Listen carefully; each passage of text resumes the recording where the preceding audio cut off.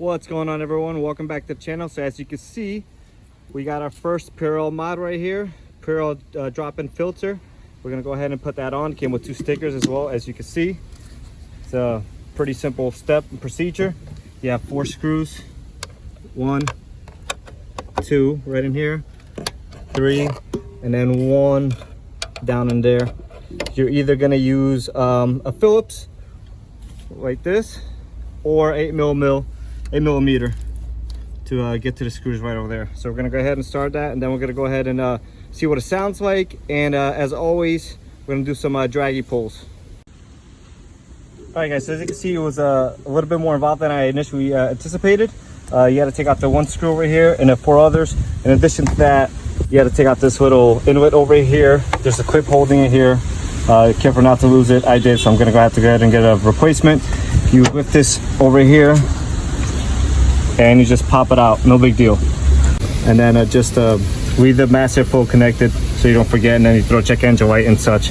So after once that's out, flip this over, just let it hang out over there like so.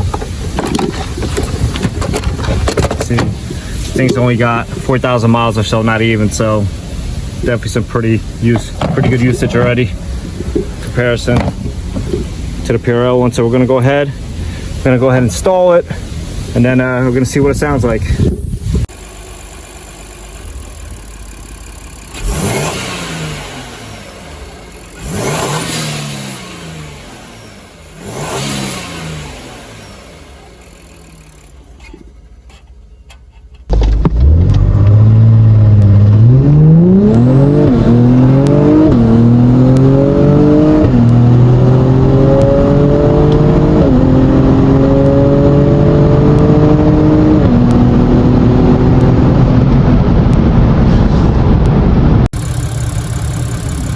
So there you have it, guys. The car gained mile an hour and lowered ET. It is cold today. It's about 32 degrees right now.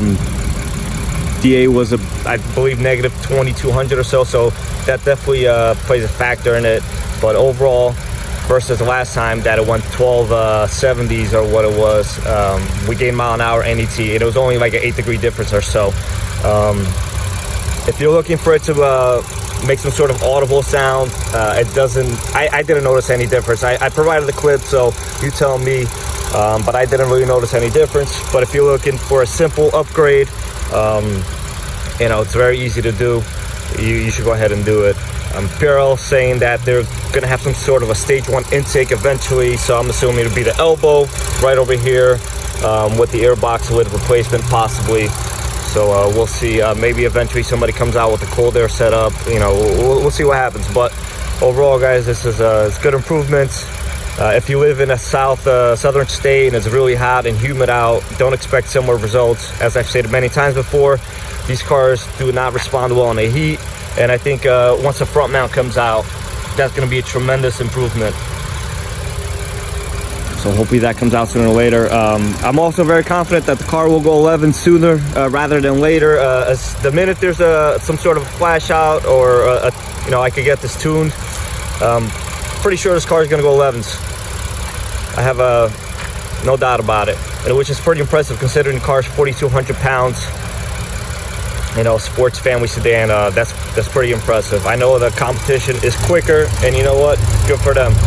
But I wouldn't trade this car for anything. So as mods come out, guys, I'll be posting them. I'll be installing them. I'll be making videos just like this one. So make sure you guys like, comment, subscribe, and stay tuned for videos just like this one.